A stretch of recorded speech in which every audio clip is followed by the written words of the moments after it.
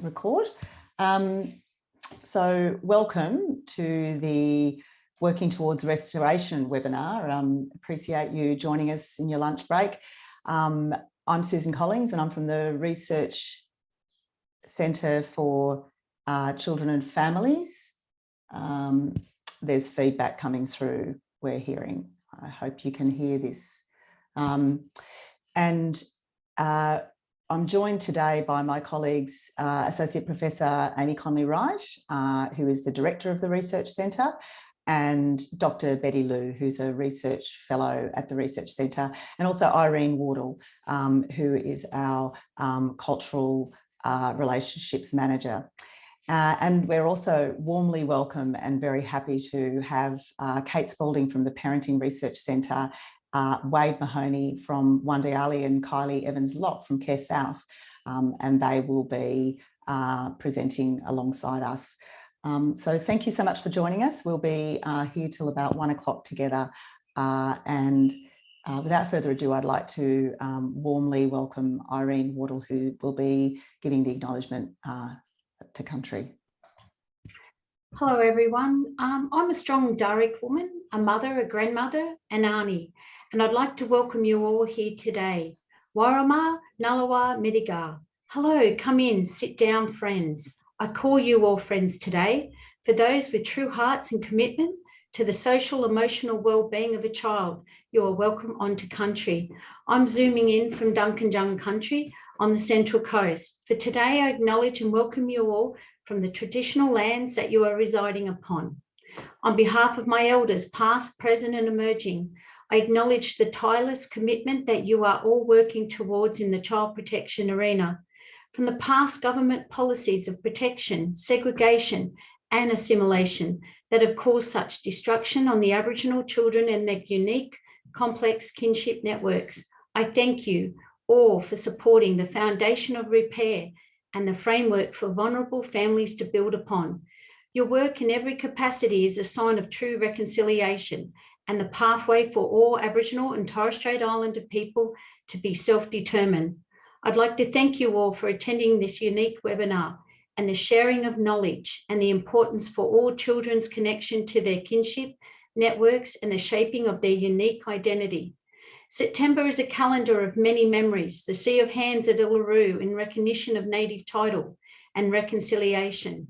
Indigenous Literacy Day, where we know our young Aboriginal children are well below those of their peers.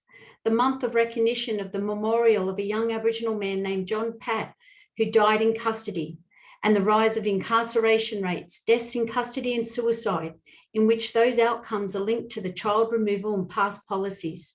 September is also the celebration of strength, with a young Aboriginal girl winning 2 gold medals over 20 years earlier, who was the first to light the flame at an Olympics. Change is happening and it takes a joint effort from all parties. September, the season of the cheeky, resilient magpie, a totem representing my mother, who was also born in the month of September, born under a tree in the tiny town of Wandiyali at the beginning of World War II, and her journey of resilience and strength to pave a pathway for my siblings and me. With little primary education and a handful of coins after working on a dairy farm till she was 25, she went on to become a wise, loving and kind elder, who always found a bed and a meal for those who were lost or needing a pot of tea to chat the worries of the world away. Kinship is strong and is passed down through the generations, creating identity and belonging for those who sit together and share knowledge. Please remember that you have the capacity to improve and support every unique interaction of a child with their kinship networks. The connection with a child's kinship forms a memory, and a memory will remain with the child forever. The sacredness of this connection shapes a child's identity that has been the foundation of strength for my people for over 80,000 years. An elder once explained to me that her earliest memory of her father was a shadow of his silhouette, and it was not until both child and father met each other after forced removal many decades later that the father explained he used to watch over his daughter while she laid in her cot. She was 14 months old at the time. Remember, the strength of your work and the capacity to heal the trauma of removal You are all remarkable, caring human beings. And once again, I acknowledge the tireless and sometimes heartbreaking work that each and every one of you do. I say thank you. Continue the work, the quality of research, and the commitment towards the restoration of all families, and especially the most vulnerable, my Aboriginal children across this great nation.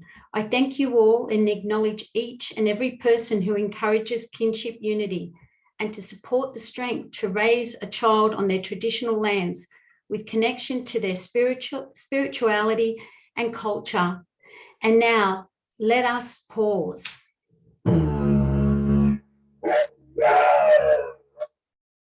On behalf of the Research Centre for Children and Families, I acknowledge my Aboriginal and Torres Strait Islander people as the first Australians, whose lands, winds and waters we now all share, and pay respect to our unique values and our continuing and enduring cultures which deepen and enrich the life of our nations and communities. I thank you and welcome today. I'll just hand it over to Susan now. Thank you so much, Irene, for that personal and powerful reminder of the importance of the work that we all do, and that certainly has driven us to hold this webinar to think about how we can practice restoration of children and particularly of children with their kinship networks. So thank you so much for that. Just by way of overview of what we'll be doing today, first of all, we'll have Amy Conley Wright set the scene a bit for the permanency reforms that have prioritised a renewed priority and focus on restoration. And she'll talk about the context in which an evidence review and the permanency practice framework were born. Betty Liu will then talk about the evidence-based practices that support restoration and her leadership of a systematic review into that. And Kate will share the co-design of an outcome framework, a permanency practice outcome framework here in New South Wales. And we will hear from two organisations that have been taking part in that co-design process, and that's so we'll hear from Wade and Kylie. And finally, we'll talk about the study, the Working Towards Restoration study, and what we hope to learn through that research. And those of you who've registered can stay on for a focus group. Amy's just shared the link for that. And if you haven't been able to register for it, but you would like to, we are planning to hold some later focus groups. There's also an opportunity to complete a survey, and it's sort of a fun activity survey where you'll get to rank some statements about restoration and give your feedback about what's most important to help parents achieve restoration. Finally, any questions along the way, please just add them to the chat. We'll be moderating those and answering them directly as much as we can, and then we'll be fielding them at the end in a short Q&A session with the speakers. But without further ado, I'd like to hand over to Amy. Thank you, Amy.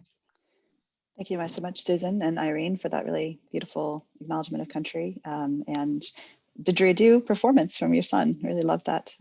So I'm here to set the scene. So if you could advance the next slide, I'll just share a little bit about the context in which this project was developed. So we've had a decade really of change and calls for reform in New South Wales. So the sort of looking back to 2012, the Safe Home for Life report came from public consultations that talked about the need for child protection reform and argued for sweeping reforms to the New South Wales child protection process, including attention to the amount of time children were staying in care and renewed effort to get them home to their families or alternative legal permanency orders. That report informed the changes to the Care and Protection Act in New South Wales, amendments that were made in 2014 that made very specific changes, particularly the first two bullet points here, specifying timeframes for decisions about restoring children to their parents And this has also emerged through the Children's Court in New South Wales, considering a realistic possibility of restoration and what that means, and making plans towards restoring children where there is a realistic possibility of restoration. And also the legislative changes embedded permanent placement principles. So basically indicating that wherever possible, children should be restored to their families. But if that is not possible, then prioritizing legal guardianship with their kinship carers or foster carers, and for non-Indigenous children, open adoption with their foster carers.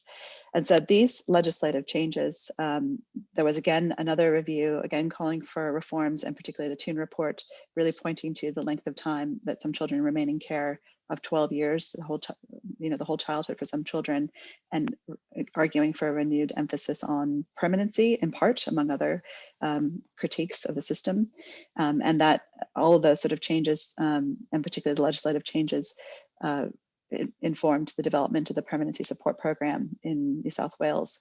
And as part of the permanency support program, that has meant changes to contracts with out-of-home care agencies to commission for outcomes. And those include a set of outcomes that are around permanence. So there's the outcome domain of permanence includes various outcomes which agencies are meant to be aiming for, and that includes time to legal permanency and other elements of not just legal permanency, but also keeping children connected to their family members, how frequently they see their family members, their siblings, their kin.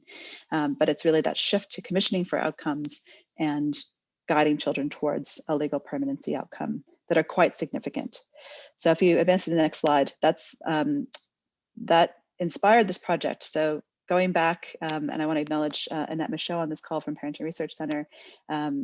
Annette and I had conversations well back, in 2017 when these changes came about, and had conversations with the Department of Communities and Justice about the need for practice guidance, given the scale of these changes, where many out-of-home care agencies were geared towards providing a safe and stable placement. Now they're being held responsible for outcomes in the permanency space, which included getting children back home safely to their families. And given that this is a relatively new way of operating, the need to develop up an evidence-informed and co-designed set of practices that could guide the sector, and then to evaluate those practices, which we're also going to be involved with in our research center, so that these practices that are being developed can then be shared broadly across the sector, and we can have a sense of what facilitates the implementation of this set of practices, and barriers as well. So that's the point of this larger project, is to acknowledge the major change in practice that's happening, the need to reorient practice, and the need to do that within a set of evidence that we're drawing on, but also the experience of our very experienced colleagues and organizations like Care South and Wandiyali. There's so much practice knowledge that we can learn from there, and embedding that all into this practice framework, and then disseminating this practice framework widely throughout the New South Wales out-of-home care sector, and also more broadly throughout Australia. So if you could advance to the next slide. This is an overview of the purpose of the evidence review, and you're going to hear more about the evidence review from Dr. Betty Liu in a moment.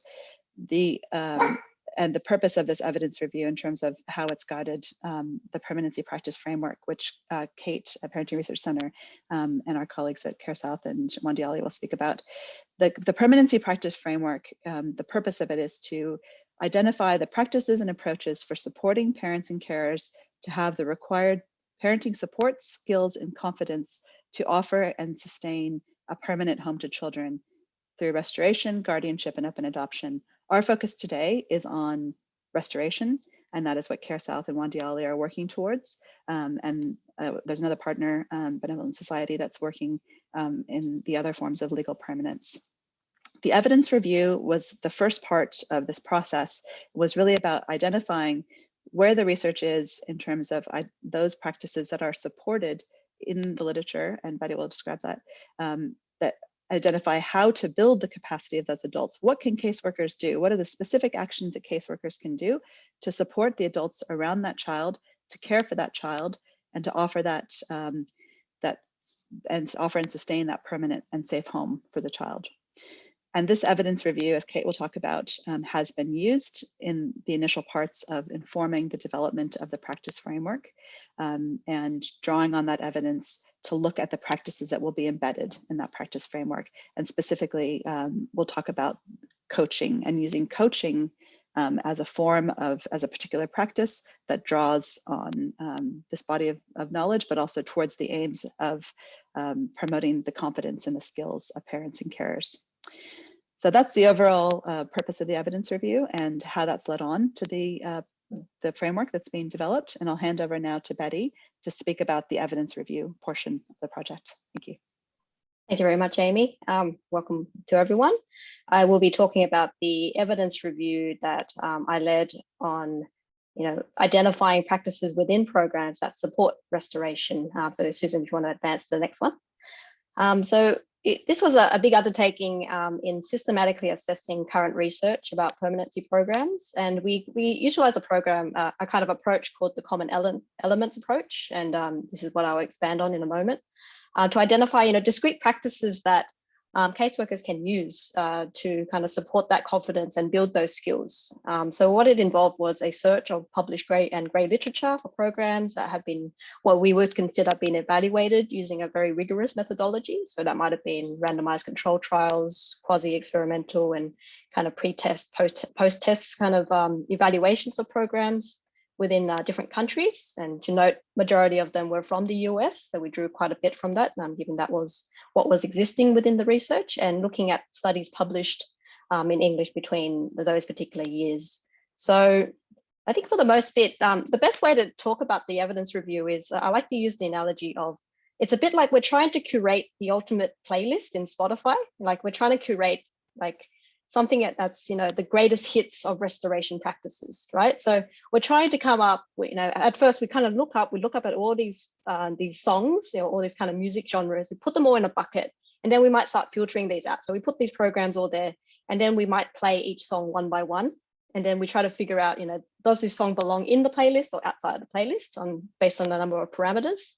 And after that, once we've kind of got this list of greatest hits, we go further deeper, and then we try to understand what it is about these practices that make them special, right? That make them kind of belong in this list of greatest hits of restoration practices, and kind of what are the commonalities within those practices, within those programs, and what are the common practices we're seeing within those programs that are leading to specific outcomes. But that would probably be the best way to describe how we did this evidence review. So if you want to go to the next slide, Susan. So as Amy mentioned earlier, we were looking at practices to help parents develop skills and confidence to support restoration. And every program has different kind of intended outcomes that they focus on. And what we were interested in is stability, security, and safety as defined in these terms. So stability being continuity of care, security in terms of lifetime relationships, and safety in terms of promoting child safety from abuse and neglect. Thanks, Susan.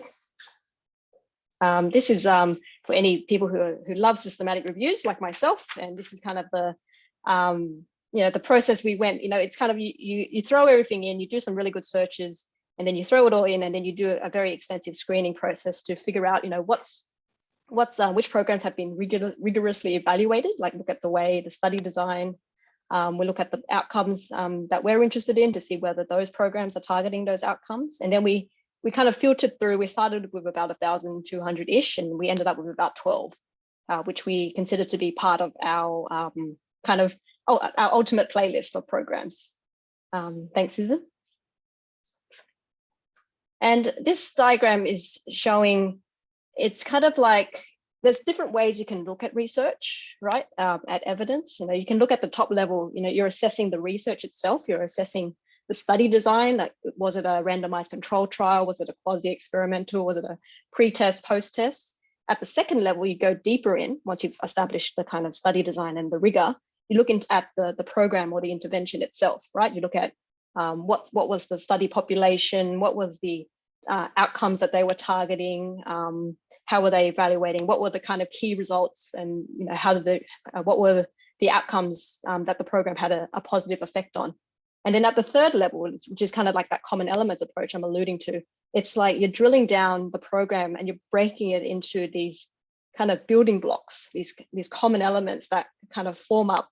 And what that allows you to do eventually is you're able to pick out different practices, and it kind of gives you a bit more flexibility as opposed to kind of implementing a whole entire manualized program, which, can take a lot of resources and time and costs. So, it's really just drilling down to those kind of, what are those initial building blocks or common elements that make up a program that then can be tailored to a kind of tailored to your practice that target a specific outcome. Thanks, Susan. Okay, so this is just a little neat graphic. I like to talk about the common elements. So as I was kind of saying, it's like, you got intervention A, you got intervention B. They're made up of different kind of building blocks or common elements, A, B, and C, X, Y, and Z. And what we're trying to do is across all these interventions, what are those things that make up, and what are those kind of special core components of practice which seem to have an outcome, have an influence on an outcome that we're interested in. In our case, stability, security, and safety. Thanks, Susan. Okay, so this part was about, okay, so remembering I talked about, we identified programs across all the different references that were in our playlist. And so we drilled down, and then what we tried to do was identify those really discrete kind of actionable practices that caseworkers could do. And, the thing to acknowledge about this is they might have a different name across all those different programs and practices, right? They like parent training might have different headings. So what we tried to do then, it was this kind of iterative process where we broke it down to all these different elements. And then we tried to group them under kind of more broad categories. And the diagram on the right is basically those kind of broad categories of practice that we identified. So these are like the common elements that we discovered in kind of looking at this playlist and breaking it down to what parts of the song were having those outcomes. So we had things like awareness raising, parent training, parent homework, parent coaching, goal setting, goal modeling, building motivation, and parent partnering. And my next slide will kind of have a summary of that, and you will get a copy of this, so don't spend too much time trying to scribble notes. But essentially, we tried to break it down to talk about, what it is, what practices exist within this program and seem to be common across these programs that we find, have been evaluated rigorously and what we would consider to be high quality evidence. Thanks, Susan. Okay, so this is something that will be coming in on the kind of paper once it's fully published. So these are just examples of what those common elements, what the aims of those different practices were. So, for example, awareness raising was about improving parents' ability to recognize and respond to children's behavior problems. Parent coaching, observing and reinforcing positive parent-child interaction skills. Okay, so I won't read all of them, but what it also allows you to do is what we did is tabulate the level of rigor in which these programs were evaluated that contained these practices, right? So if you look at majority of them, EXP being experimental, so saying that these practices were within programs that were evaluated experimentally using like a randomized control trial, you can see a majority of them fell under that category, right? And some of them had been evaluated using quasi-experimental, and some of them had been evaluated using a pre-test and post-test. And some of them were evaluated across all different types repeatedly, right? And that's kind of like establishing and building up that evidence about, what makes this program effective and what makes this program with these particular practices effective to, bring about certain outcomes that we're interested in around permanency and stability and supporting that restoration. Thanks, Susan. I'll just flag a few examples, and I know that Kate, Kylie, and Wade will go through them a bit later on in their little discussion. So parent coaching came out quite a bit, and what that aims to do is to observe and reinforce positive parent-child interaction skills. And an example of how that came about, at least how it was reported in the evidence that we reviewed, was it was about observing parents in a structured interaction with their child, providing feedback either before, during, or after, and allowing parents to learn problem-solving techniques and follow their child's lead during the play. And, you know, kind of building on the example, sometimes that observation occurred, you know, while in the room, or it might have been behind a one-way mirror with a communication device in the parent's ear. And then, you know, it could also take place in a home visit or during a support group, with feedback given verbally or using a video recording of an interaction. And at the bottom, there's just some examples of programs that utilize this kind of parent coaching practice. Thanks, Susan.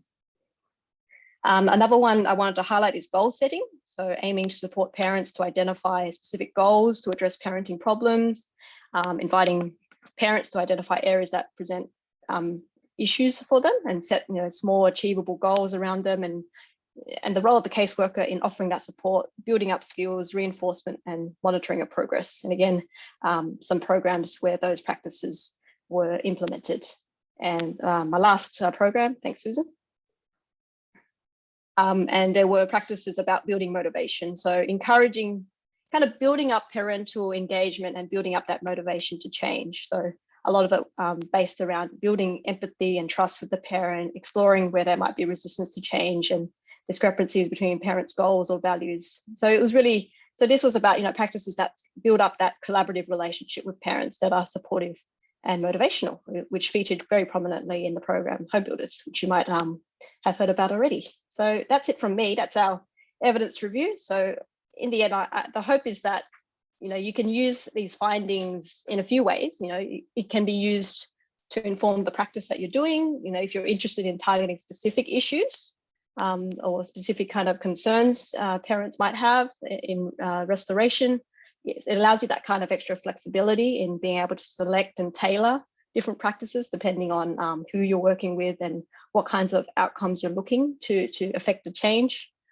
tailoring that intervention. And it also allows you to consider also when you're coming across a program to consider whether, you know, that program might be effective, right? Because if it contains these kinds of greatest hits of restoration, you know, you might have a bit more confidence to say, oh, well, you know, this program might be, you know, might be something that might be quite effective.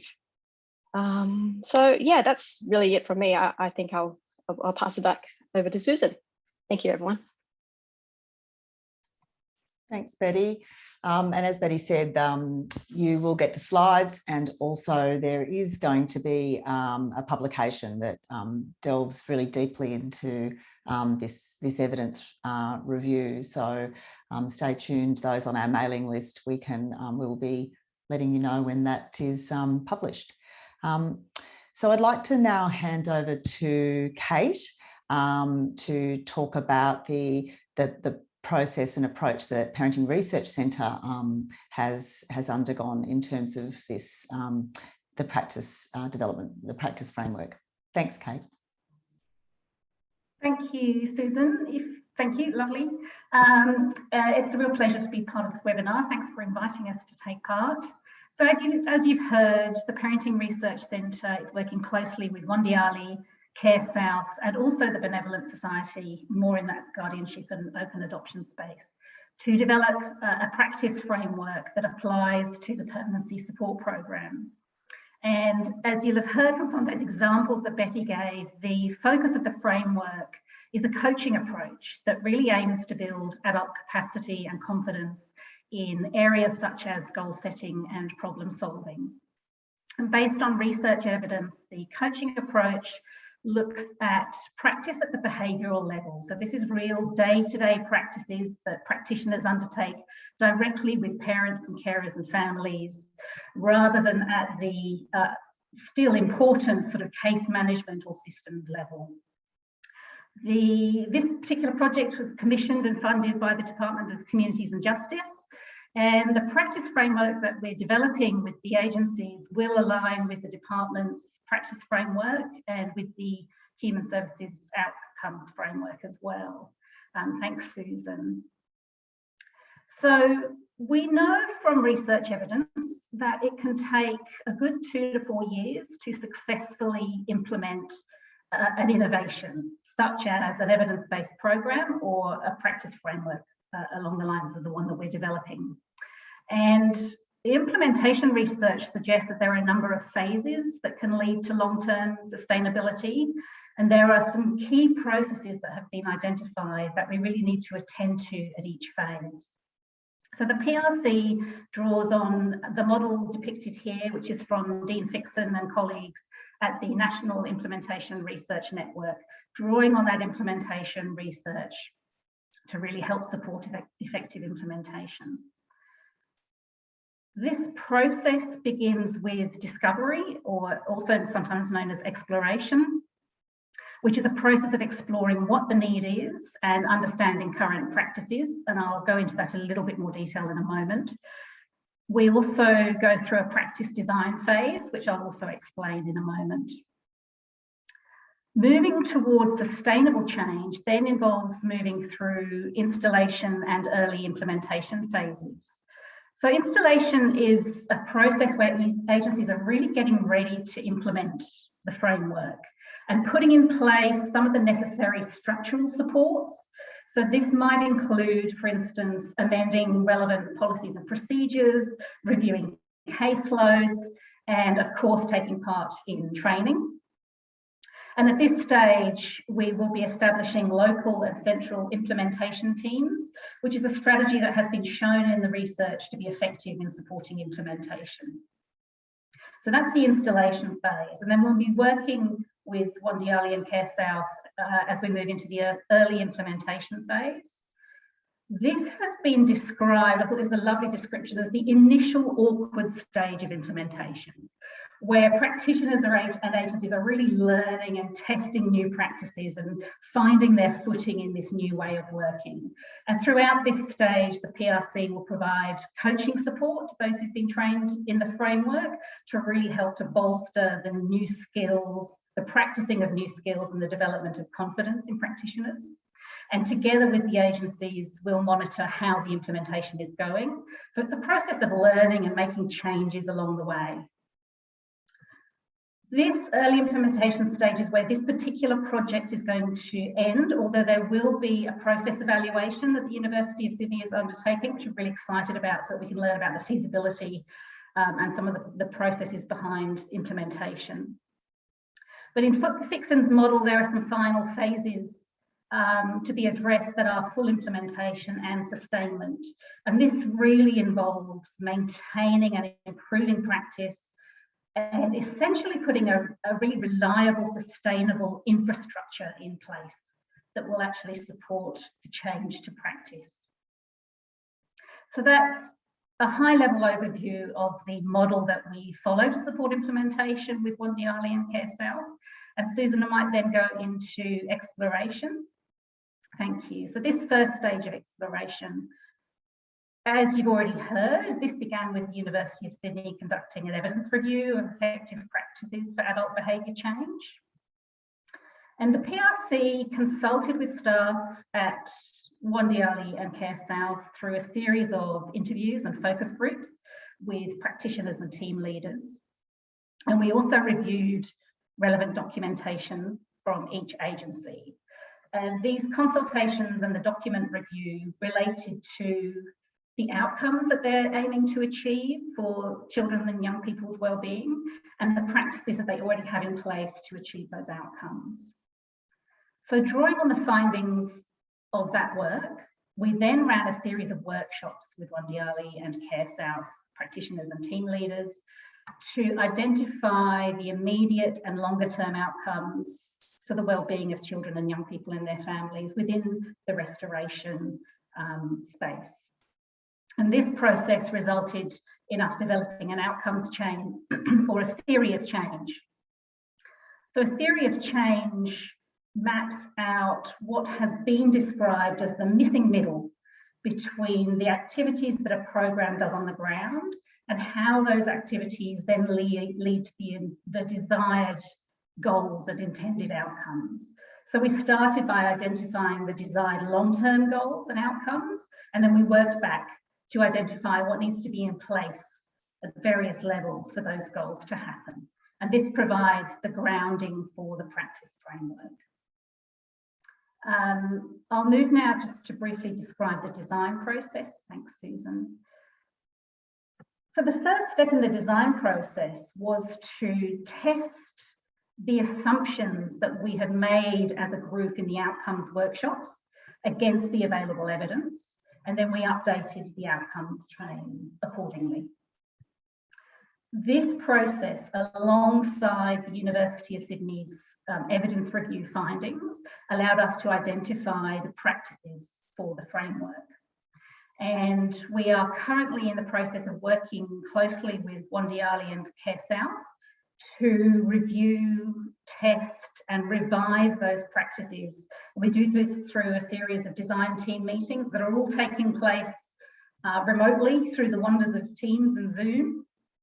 And you'll hear from those agencies in a moment. The final stage in this design process will be us finishing the documentation of the practice framework, which will be taking place over the course of the rest of this year. And early next year, we'll move into that installation phase with the teams at Wandiyali and Care South. So I think now I'm going to be handing over back to you, Susan, and to Wade and Kylie. Thank you so much. Happy to answer any questions in the chat. Thank you so much, Kate. That was a really informative sort of step-by-step guide to how you do, how you design implementation science. So I think that was really succinct and informative. And now we get to think about how this plays out from the other end of that relationship in terms of co-design. But before I invite Kylie and Wade to have a conversation, I just did want to say, Amy has put it in the chat, but in fact, we do have the whole evidence review of all of the permanency practices. So not just the 12 restoration-related practices, studies, but the larger reporting on all related to restoration, guardianship and open adoption. So that's available on our website. Amy has put the link to the report in the chat if you'd like to quickly grab hold of that before the publication is available. So apologies for that. And welcome to Kylie and Wade. Thank you so much for being willing to talk to us and share the experience of Care South and Wandiyali and being part of this kind of important process, and taking that sort of leadership, being the champions for the permanency practices framework. So first of all, what interested your organisations about the project? What about Kylie? What about Care South? Sure. Care South's very passionate about, I guess, supporting families to stay together. So when we found out that restoration was one of the focuses for the permanency framework, we were very excited to apply to be part of the project back in, I think, 2019. I guess the big focus for why we wanted to be part of it was it's really aimed at embedding specific practices or common elements into casework, and we thought that that would be fantastic given the increased focus on outcomes and how important that is for our families that we work with. Thanks, Kylie. And what about Wade from Wandiyali? Yeah, thanks, Susan. Wandiyali was invited to be part of the process a little bit later than it kicked off, and I'd been with Wandiyali for a short period, had seen some of the work that the guys here had done in the restoration space, and knew that they were doing quite valuable work, but their confidence in what they were doing, they questioned themselves, and I really seen this as an opportunity for the team to participate in a statewide process to confirm that what they were doing was on the right track, and they're actually doing some really good work, and it was an opportunity, I guess, to share some of their learnings with something that was going to be then made available to practitioners across the state. So that was my interest, really. And that's a really great point too, because of course, this is about generating evidence based on, as Amy said earlier, based on sort of practice wisdom as well. So I think it's yeah, and both your organisations have really wanted, leapt in boots and all to share what you've been, to be open and transparent, but also to share what you already do. That's great, and to be able to document that. So, and how have you found that being part of this process has already influenced or shaped, enriched the way you support restoration? Kylie?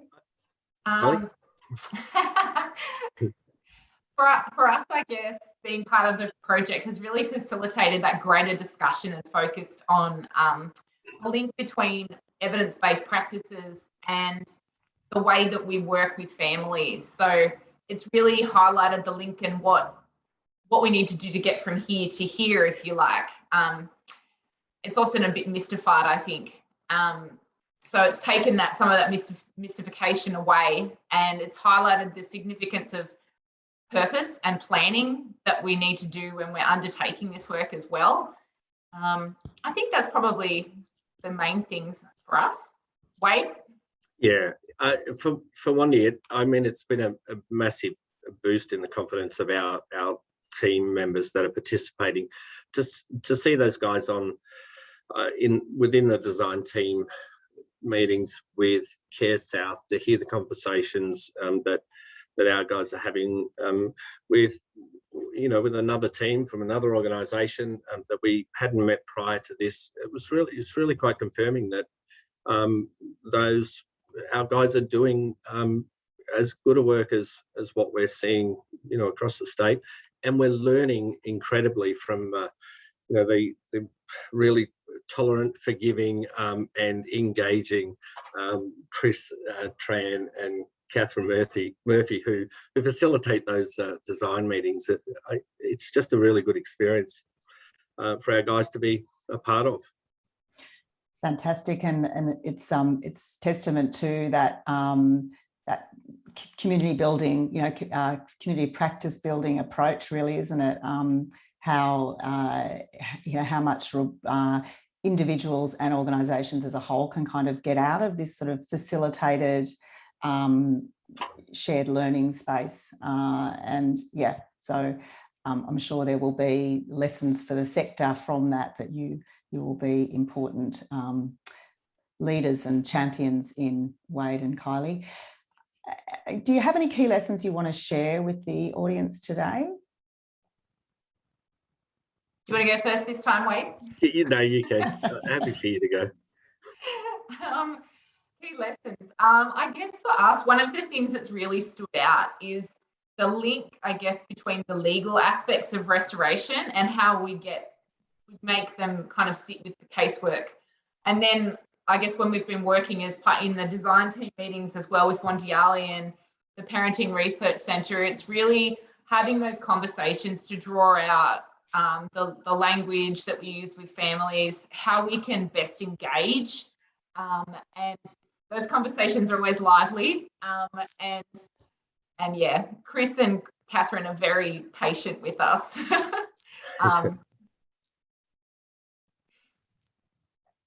Anything to add, Wade?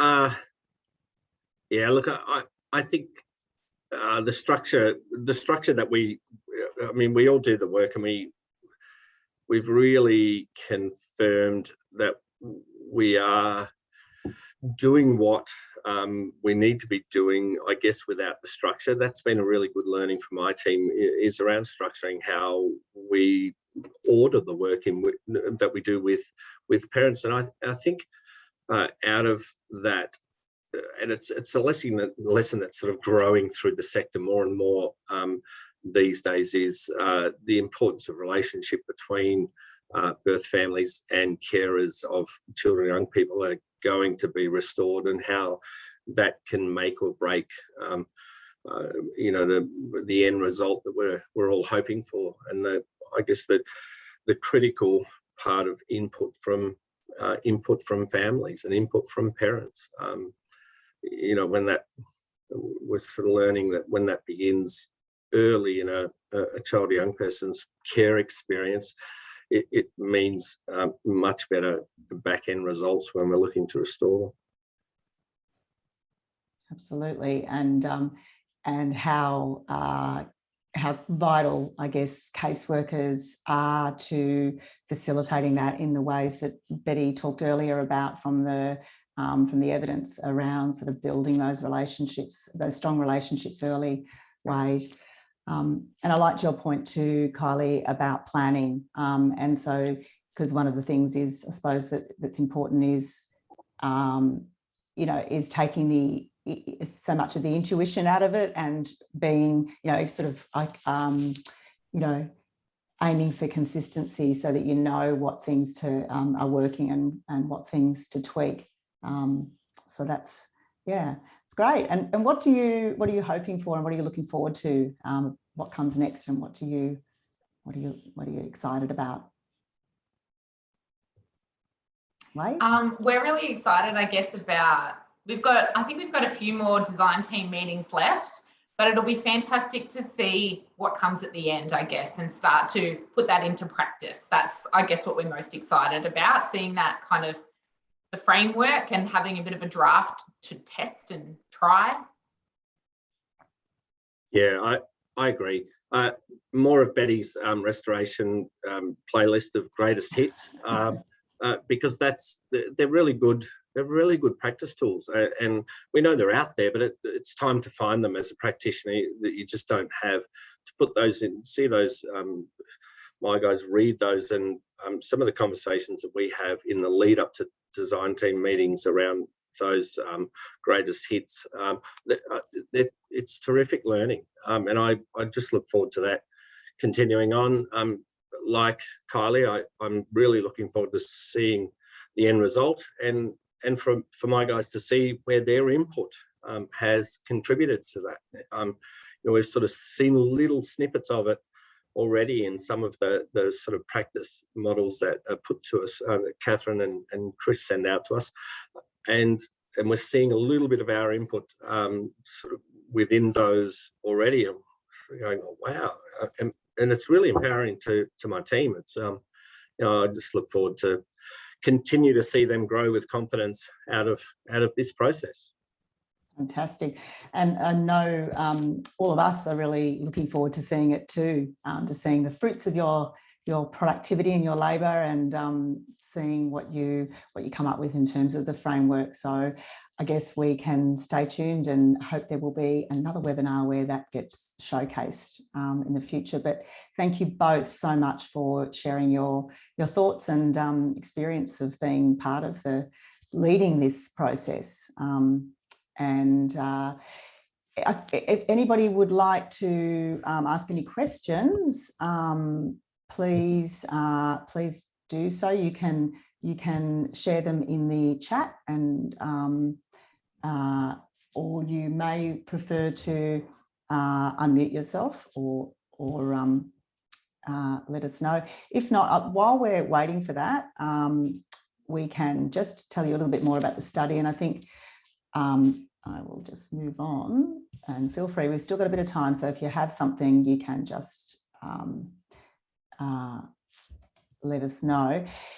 So the Working Towards Restoration study aims to understand what professionals thinks helps or gets in the way of restoration. It's an important point to make. It is very aligned with this development of a practice framework and practice improvement. A lot of the work that the Research Centre does is this applied research to improve practice, and working really in strong partnership with organisations to understand that. So it is from the perspective of professionals at this point. That's the scope of this study, and of course it's really important to acknowledge that parent voices are not being heard in this study directly. We are trying to build part of that sort of practice community, but that is another important part of the work that the Research Centre plans to do at a later stage, and we'll be keeping you updated about that. But if you have registered for a focus group, that'll be starting just a bit after 1 o'clock. So go and make yourself a cup of tea when we sign off, and we look forward to seeing you there. We've maxed out on the focus group for today, but we wanted to offer those that were keen and didn't get a chance to register. So we've been putting in the chat the link to register for the study. So you can register for a focus group. We will be holding some more. The other thing we're doing is what's called a Q-sort survey. So that's to do very briefly, take about 15 minutes, an online survey. We've developed statements about what the evidence says informs a realistic policy, informs the court decisions on a realistic possibility of restoration. And we're actually just framing that around asking some questions of professionals, and that's both casework professionals across the sort of the spectrum, so from early intervention right through to post court orders, and also lawyers about how they rank these, and we'll be able to get a consensus then across lots of different professions, locations and settings, and we'll present those back. And this will really help inform, as Betty pointed out, a lot of the evidence we have is from overseas, and particularly from the US, very different contexts. So we want to really understand restoration and what supports it here. So Amy has a question, is that right? That's Meredith's question. So I'll just read it out to our speakers. So Meredith McLean, who's a lecturer at UOW, and she's also a PhD student at University of Sydney, is researching the court decision-making process angles on restoration, and would like to hear more from Kylie as to her mention about the link between the legal aspects of restoration and casework. Sure. Which parts, I guess? When I can unmute and talk. Yeah. Hi. Yeah, it only needs to be brief, and maybe we can talk later. But yeah, just my ears pricked up. I was a lawyer in care. Are you in Nowra? Because I'm in Wollongong, but yeah, okay, yeah, so in Nowra too. That's where I practiced, and now trying to research judicial reasoning, basically, in decisions to restore or not. So yeah, you had mentioned that that's something that had kind of been highlighted for you, that connection. I'm so just curious as to what for sure. So I guess one of the big things that's come up a fair few times when we've been in the design team meetings and in practice as well for our teams is the sometimes lengthy SOPs that we get as part of restoration, and working with families, I guess, and how we do that, making sure that we're prioritising and that sort of thing, having the conversations with DCJ and really nutting that out. So I guess that's been something that's come up a bit in the design team meetings about how we do that with the practice guides and the evidence and those sorts of things. Mm-hmm. Happy to talk about it though, separate to this. Yeah, sure, that would be great. Thank you. Thanks for that, Meredith. And also to note that, and I should have said, Meredith is actually working with us on this study, as is Sarah G from the Research Centre. So we have a great team, and Meredith's experience as a lawyer in this jurisdiction is incredibly useful. Thanks, Meredith. We also have a question from Jamie. Jamie, would you like to unmute and ask your question on the interim care model?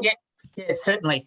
So I'm Jamie Walker from the Burdekin Association. We are doing interim care provisions. So these are obviously children and young people who have not got final orders, and often DCJ have set as their initial case plan that there will be restoration.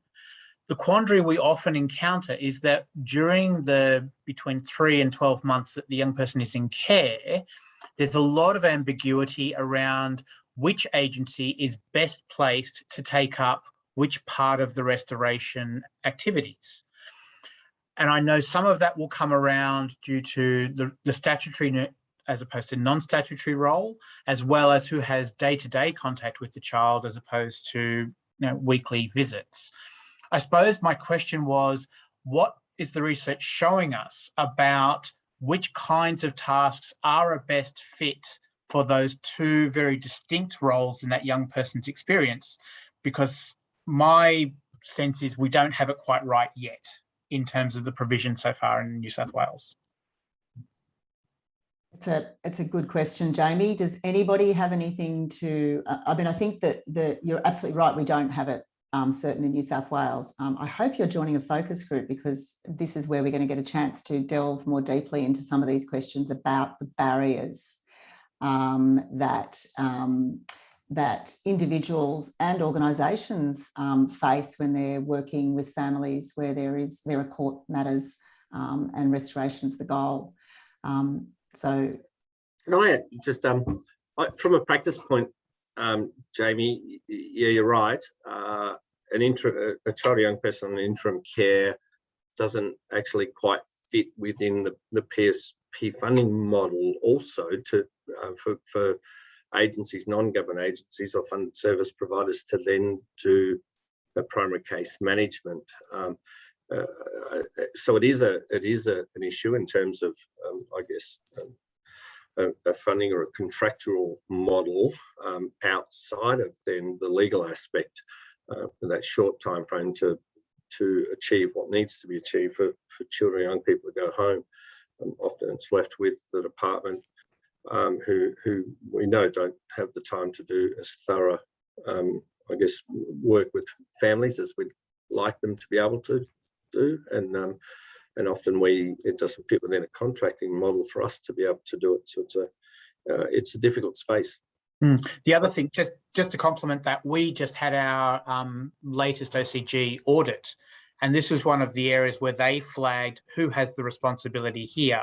And they had some very particular expectations which don't seem to be fitting with what DCJ and ourselves have been doing so far. So this is why I want to get this on the table, so that if there is something that will inform our practice, I'd love to hear it. Thank you. That's really interesting, Jamie. I know that as a sector, the ICM model is difficult. Evolving. Yeah, it's evolving. And I guess I'd be keen to know, I guess, whether you have primary case management or not, and where that sits. Because the ICM model itself, I'm not sure that it deals with these things that well. I think it's fair to say we have day-to-day, but primary case management can only reside with the department until final orders have been made. And yet that's probably where the sliding scale of what is a primary and what is a day-to-day level of case management becomes a scope for quite a lot of debate. Thanks for that, Jamie. And you posed a very good question, and I do think we will be picking up on that between the court process, the department's role in the various tasks that the court sets, and the NGO's roles. I also just wanted to mention Jess Cox has shared that they're doing work in this space in Newcastle. They are looking from various perspectives, looking at restoration, and don't have anything to share just yet. The research is underway, but just looking at that sort of the use of family inclusion, so and involving parents as active agents in this practice improvement. So if you don't already know the FISH family inclusion strategies in the Hunter, please Google it afterwards and check out the website. That'd be really great to hear more, Jess, when you have something to say. But it's 1 o'clock, so look, and Jess has shared there you go, very good. So you can actually go and look at that now and not get any phishing links in your feed. Just to clarify for the group, thank you so much for calling that out. But that is the study is still underway. It's not published and won't be probably for the next 3 or 4 months. But yes, please do look at the FISH website. It has lots of other interesting things on it. Thanks, Jess. And yeah, great work being done up there in the Hunter. So it's 1 o'clock, and I'd really like to thank all of our speakers, Betty and Amy from the Research Centre, Irene for her acknowledgement to country, and Kate, Kylie and Wade for coming on and talking about the practice framework, and to all of you it's obviously an area that stimulated a lot of interest, and we'll be sharing these slides for those that weren't able to attend but registered. If you are joining a focus group, please feel free to just go and get yourself a cup of tea. We'll start in a few minutes, but for the rest of you, thank you so much, and we'll leave it there.